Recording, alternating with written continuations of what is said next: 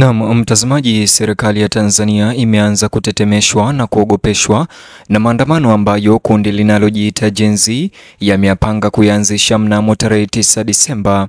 Hii inajiri tu muda mchache baada ya CNN kutoa ushahidi wa kutatanisha kuhusu mauaji yaliyotokea katika maandamano yaliyopita ya baada ya uchaguzi ya Oktoba tarehe 29. Waziri Mkuu wa Tanzania sasa ametoa rai na kuwanyenyekea vijana kutoshiriki maandamano hayo yaliyopangwa. Kabla ni kuonyesha na kujuza zaidi kuhusiana na ripoti hizi, chukua sekunde yako moja, bonyeza alama like, kisha bonyeza neno subscribe na alama kengele chini ya video hii.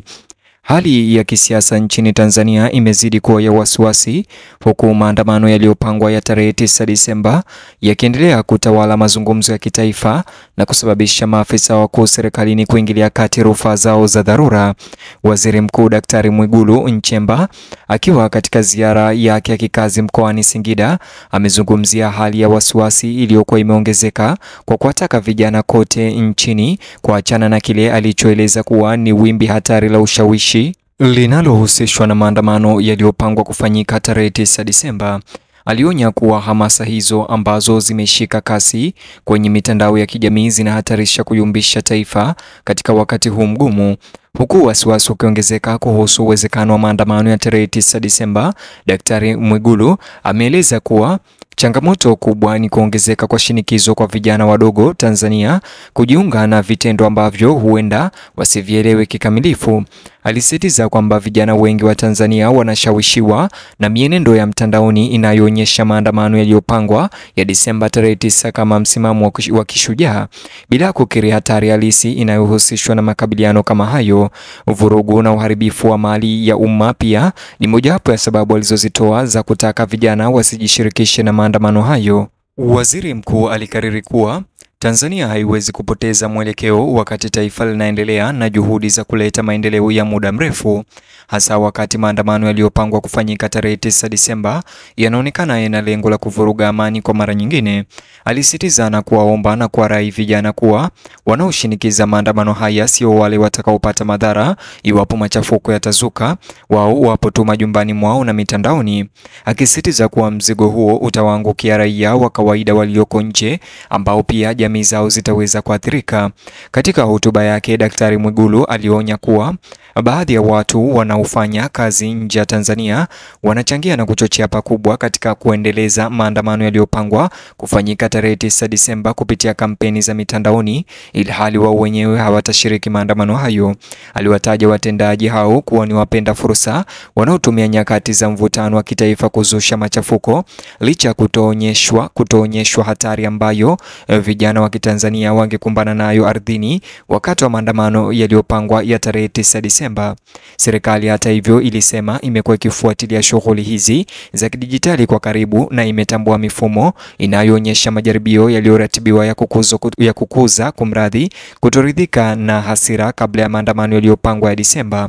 Kulingana na yeye, vuguvugu hizi za mtandaoni kwa makusudi huzidisha kufadhaika, kuzidisha malalamishi na kueneza habari potofu ili kuwasukuma vijana wa Tanzania kuelekea kwenye vitendo vya makabiliano ambavyo vinaweza kudhoofisha umma wa kitaifa. Daktari Mwigulu aliwataka vijana kuendelea kuwa waangalifu na kutopotoshwa na ujumbe uliopangwa wa kutaka maandamano ya Disemba tarehe 9 yaliyopangwa kufanyika, akisema kuwa kuharibu mali au kugombana na mamlaka kutaathiri tu utulivu wa uchumi wa nchi hiyo. Aliwasihi vijana wailinde amani ya Tanzania kwa kukataa wito wa vurugu unaojifanya kuwa ni harakati. Waziri huyo mkuu wa Tanzania pia alizungumzia shinikizo la kisaikolojia linalowekwa kwa vijana wa Kitanzania hasa Gen Z, akikiri kwamba wengi wanahisi kutosikilizwa au kupuuzwa, jambo ambalo linawafanya wawe hatarini zaidi kujiunga na maandamano yaliyopangwa kufanyika hapo mbeleni. Hata hivyo, alisisitiza kuwa kupeperusha malalamishi kwa njia mbovu hakutatatua masuala ya msingi, badala yake kutaongeza mvutano wa kitaifa. Aliongeza kuwa kuwa serikali inasalia na nia ya kushughulikia masuala ambayo yamechangia kuongezeka kwa maandamano yaliyopangwa. Hata hivyo, ikiwa ni pamoja na masuala yanayohusiana na haki, ushirikishwaji na kujieleza kisiasa. Kulingana na waziri huyo mkuu wa Tanzania, mazungumzo yenye kujenga yanasalia kwa suluhisho pekee linalowezekana kwa utulivu wa muda mrefu, na serikali ya Tanzania inayoongozwa na Samia Suluhu iko tayari kushirikiana na vijana wa Tanzania walio tayari kushughulikia masuala kwa amani. Huku akisisitiza kuwa na subira, Daktari Mwigulu alihakikishia taifa kuwa hatua zinachukuliwa kurejesha utulivu na amani na kuzuia maandamano mengine ambayo huenda yakatokea na kuzuia maandamano yatakayotokea yasigeuka na kuwa mgogoro mkubwa zaidi. Aliapa kwamba vyombo vya usalama vitachukua hatua kwa uangalifu lakini kwa udhabiti kuhakikisha kwamba raia wanalindwa na kwamba hakuna kundi lolote litakalofaulu kugeuza maandamano yaliyopangwa ya tarehe 9 Disemba kuwa makabiliano yenye uharibifu. Alibainisha kuwa kipaumbele cha serikali si kunyamazisha mtu yoyote bali kuzuia ghasia, akisisitiza kuwa kuongezeka kwa maandamano ambayo huenda yakatokea zaidi kusifasiriwe kama kushindwa kwa uongozi bali ni changamoto inayohitaji ushirikishwaji wa mawazo. Alielezea matumaini kuwa vijana watachagua utulivu badala ya machafuko. Vijana wengi walikuwa wameonyesha kufadhaika katika wiki za hivi majuzi, wakidai kuwa sauti zao zilipuuzwa na serikali, jambo ambalo lilichochea kasi ya maandamano mengine kuweza kupangwa. Daktari Mwigulu hata hivyo leo alikiri wasiwasi wao na kusema serikali iko tayari kuwasaidia na iko tayari kuimarisha majukwaa ambayo vijana wanaweza kuwasiliana moja kwa moja na viongozi wa serikali na hivyo kupunguza hamu ya kuchukua hatua kama ile ya maandamano au kuzua machafuko.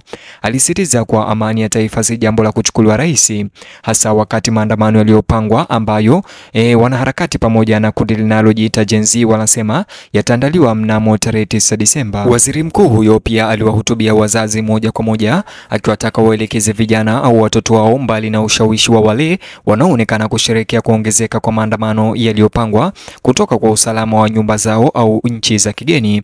Alizikumbusha familia za Tanzania kwamba mara tu vurugu zitakapozuka, mara nyingi huvuka mipaka ya mtu yoyote. Katika maelezo yake, Daktari Mwigulu alithibitisha kuwa hakuna taifa linaloweza kuendelea wakati vijana wake wameingia katika misururu ya maandamano na makabiliano kama vile maandamano yaliyopangwa kufanyika tarehe 9 Disemba. Alitoa wito kwa vijana wa Kitanzania badala yake kuelekeza nguvu zao katika ubunifu, elimu na ujenzi wa taifa, akisema kuwa hizo ni juhudi zinazolenga maisha ya baadaye. Hata hivyo, alionya kuwa taswira ya Tanzania tayari iko chini ya uangalizi wa kimataifa kutokana na mivutano ya hivi karibuni, na maandamano yaliyopangwa kufanyika tarehe 9 Disemba yanaweza kuharibu imani ya kimataifa kwa taifa.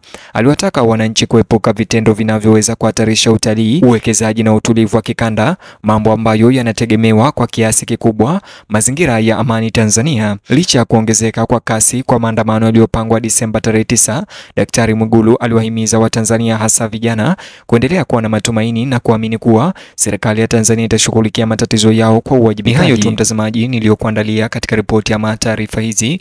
Ningependa kusikia maoni yako kuhusiana na habari ama video hii. Vile like video hii kisha subscribe na ubonyeze alama ya kengele chini ya video hii. Itakuwa kama malipo yako kwangu. Vile utakuwa umenisaidia kwa sana. Alafu gusa kiboksi hicho kwenye screen yako, kitakuelekeza katika taarifa ama habari zetu zaidi.